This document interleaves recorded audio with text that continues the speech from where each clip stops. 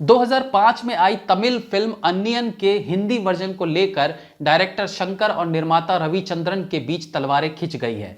पहले रविचंद्रन ने शंकर को मेल किया, अब शंकर ने रवि के उस मेल का जवाब देते हुए लिखा है, कहानी का मालिक मैं हूं, इसलिए मेरे अधिकार में हस्तक्षेप कोई नहीं कर सकता। गौरतलब है कि यह विवाद एक दिन पहले हुई उस घोषणा के बाद हुआ जब शंकर ने रणवीर सिंह के साथ अन्नियन का हिंदी वर्जन बनाने की बात कही।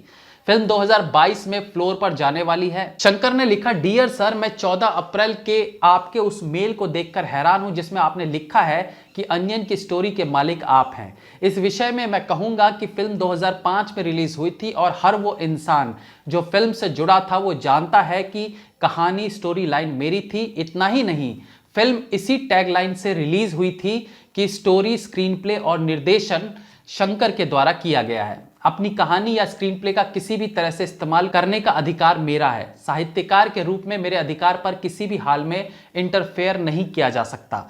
स्वर्गीय सुजाता के नाम पर भी मुझे हैरानी है क्योंकि वो मेरे द्वारा केवल फिल्म के लिए संवाद लिखने के लिए लाई गई थी और इसका बकायदा क्रेडिट उन्हें दिया गया था। वो किसी भी तरह से पटकथा या चरित्र चित्रण में शामिल नहीं थी और एक संवाद लेखक के अलावा उनका कोई एंगेजमेंट नहीं था। क्योंकि ये स्क्रिप्ट मेरी है इसलिए मैं किसी भी तरीके से उसका इस्तेमाल करने का हकदार हूं।